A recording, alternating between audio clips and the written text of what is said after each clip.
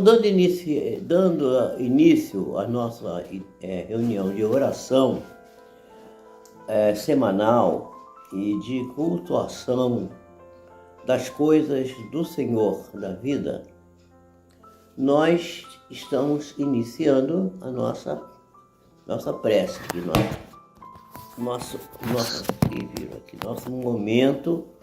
nosso momento de reflexão, de meditação, nosso momento de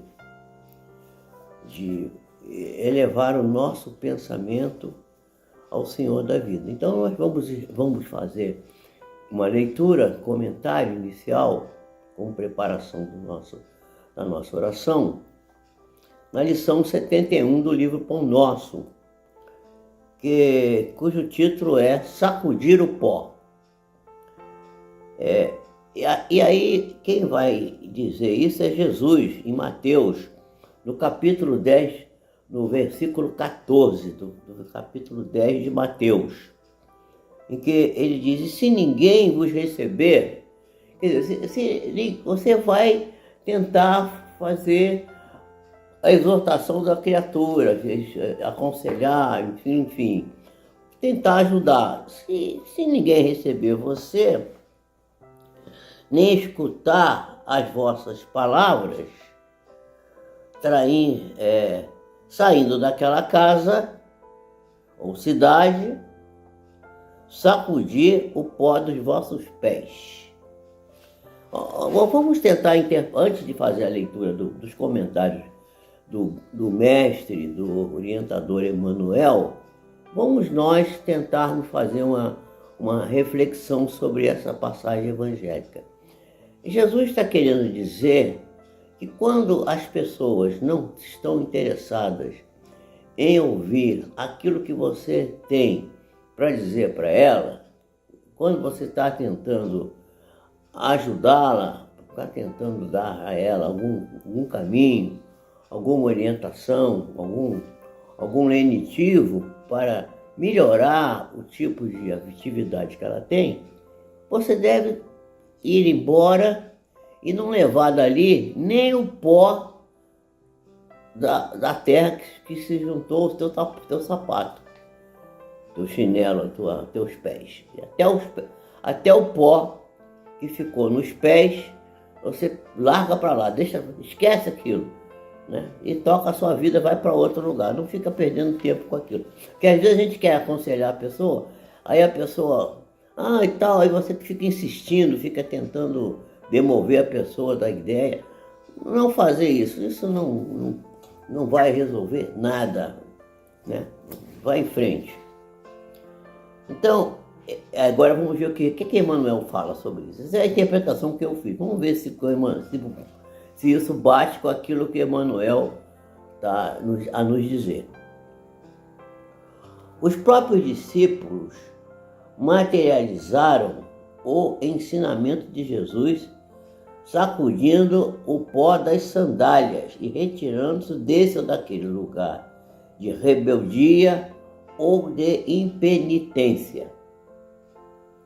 Todavia, se o símbolo que transparece da lição do mestre estivesse destinado apenas a gesto mecânico, não teríamos nele senão um conjunto de palavras vazias. Aliás, todas as palavras de Jesus são recheadas de conteúdo. Jesus não tem nenhuma palavra vazia. Tudo que Jesus tem conteúdo muito extenso, muito profundo, o tempo todo. O ensinamento, porém, é mais profundo. Recomenda a extinção do fermento doentio. Deixa eu dar uma explicação aqui. O que seria fermento doentio? O fermento é aquilo que faz crescer a massa. Você põe na massa e faz a massa crescer.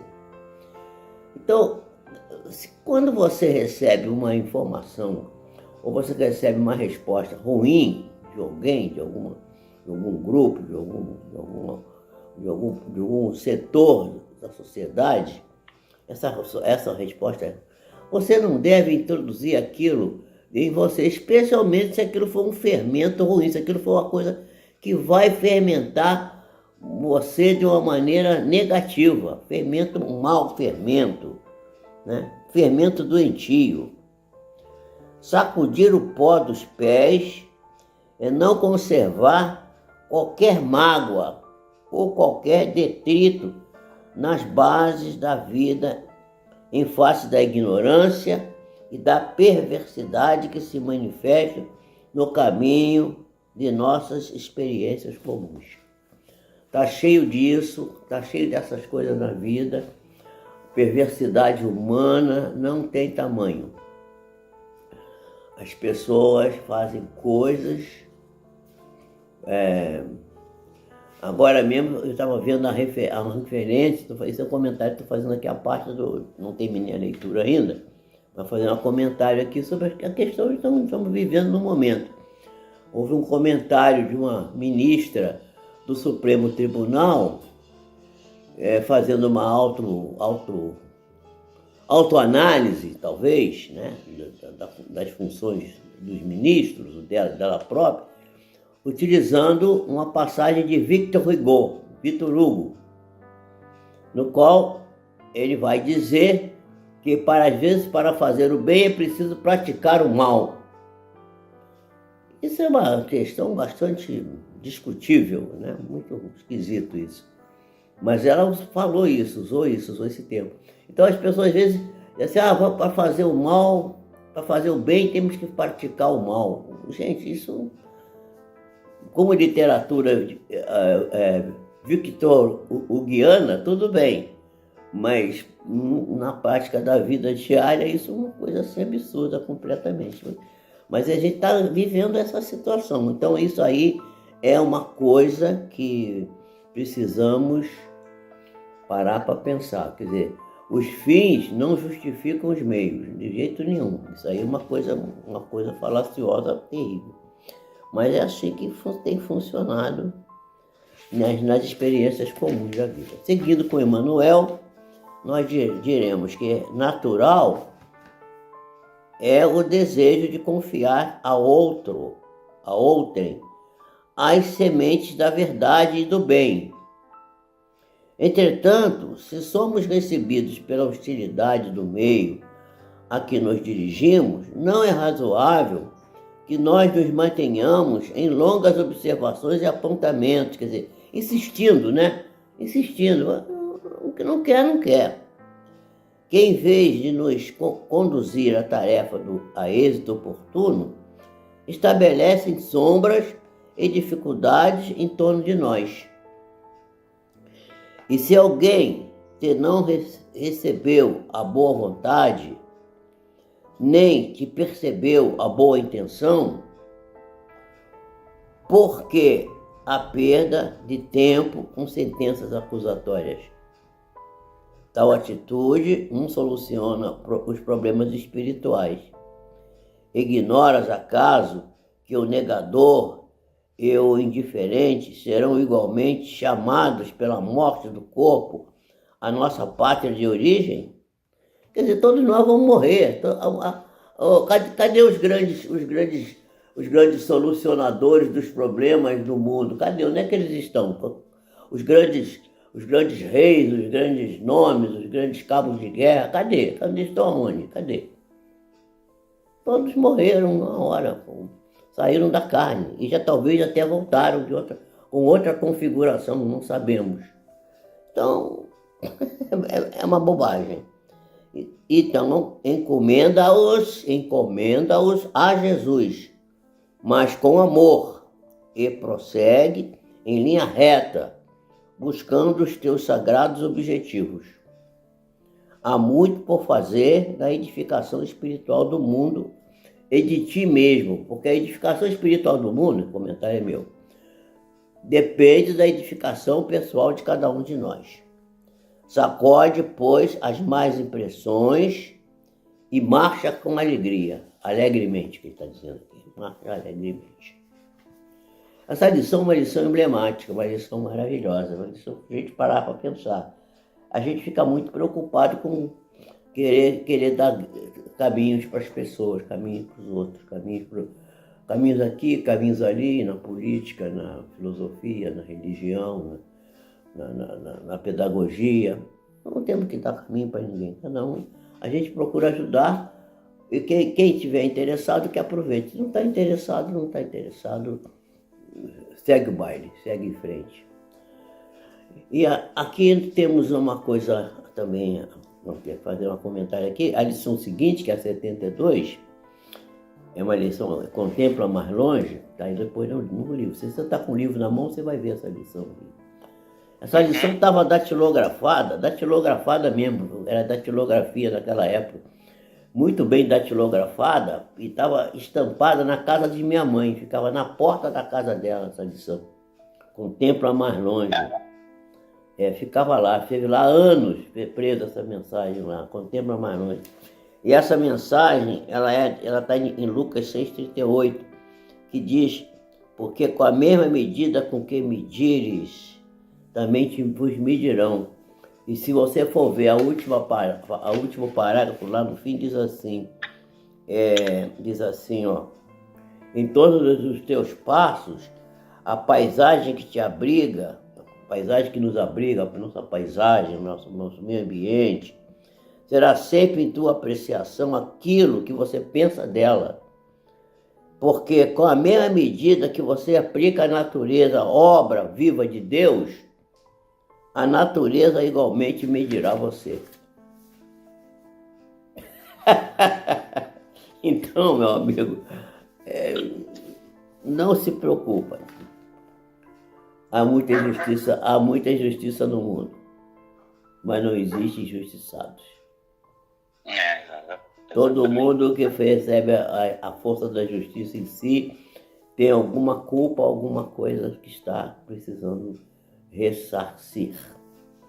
E a gente continua nosso estudo aqui, a nossa maneira de ver as coisas e comentar, abrindo o Evangelho, e nós vamos ver o primeiro parágrafo do capítulo que trata da bem-aventurados que são brandos e pacíficos.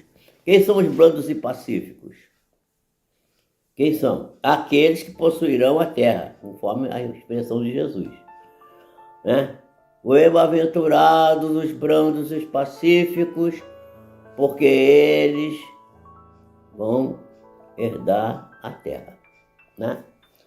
Aí diz assim, o orgulho vos induz a julgar-vos mais do que sois, e a não suportardes uma comparação que vos possa rebaixar.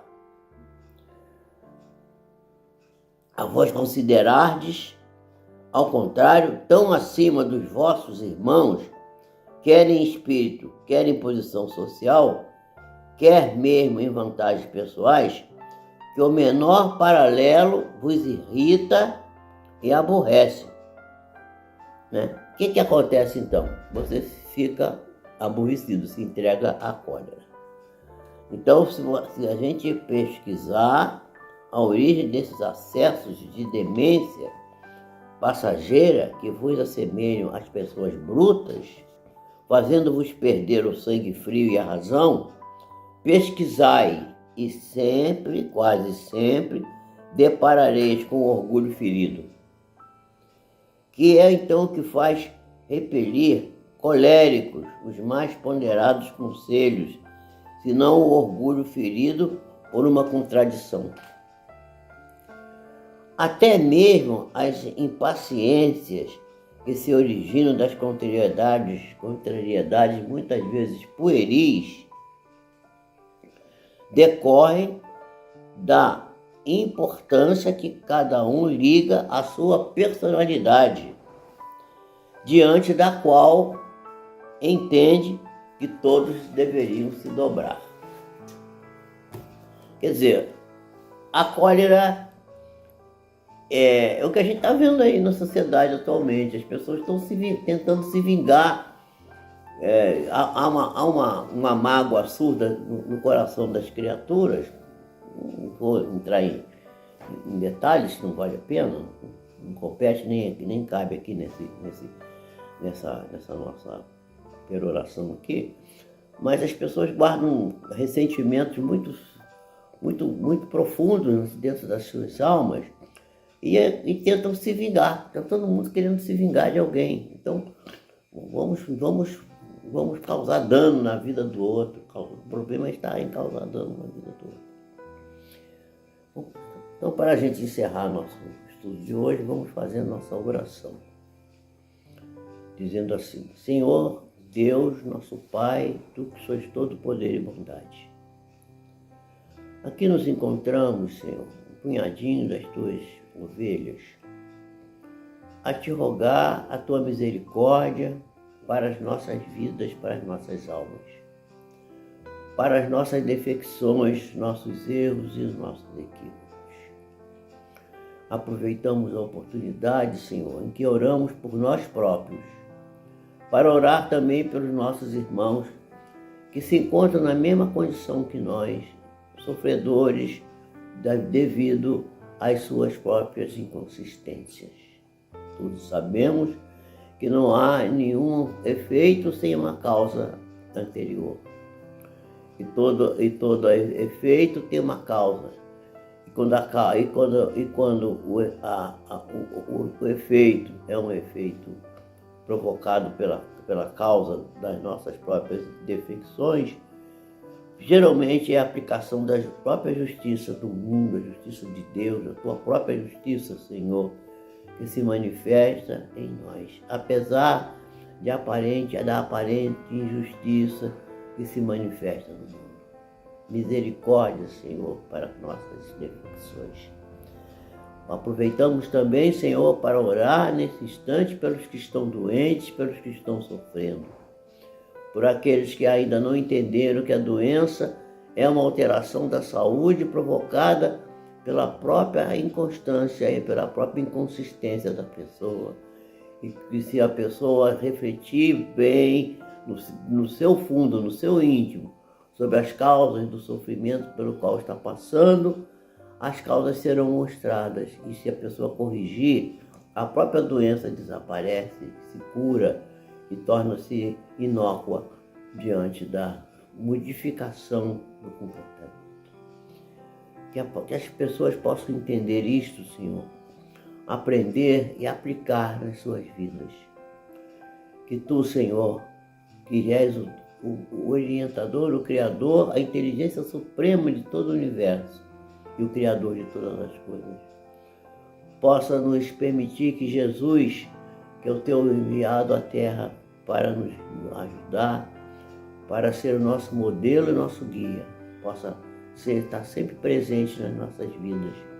E assim podemos também pedir por aqueles que são chamados vulgarmente de mortos, mas que não estão mortos, que estão todos vivos, aqueles que chamamos de desencarnados, especialmente aqueles que desencarnaram, Senhor, na ignorância da vida espiritual, que eles possam ser esclarecidos, orientados, abençoados por Ti, Senhor, para que possam enxergar a luz que está brilhando dentro de cada um, mas que tem que estar sendo impedida de aparecer devido à falta de humildade, à falta de reflexão e à viagem que devemos fazer com a nossa mente para dentro de nós mesmos.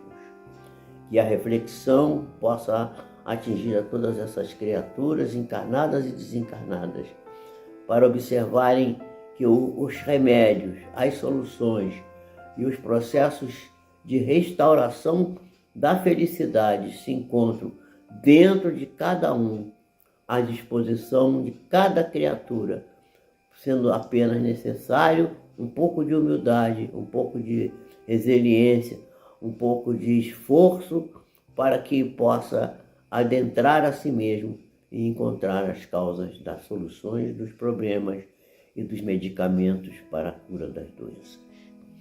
Que assim seja, Senhor, e que a Tua misericórdia e a Tua bênção possa, Senhor, envolver todo o universo, todas as latitudes, todas as criaturas, encarnadas e desencarnadas, nesse e em outros orbes. Que assim seja, graças a Deus.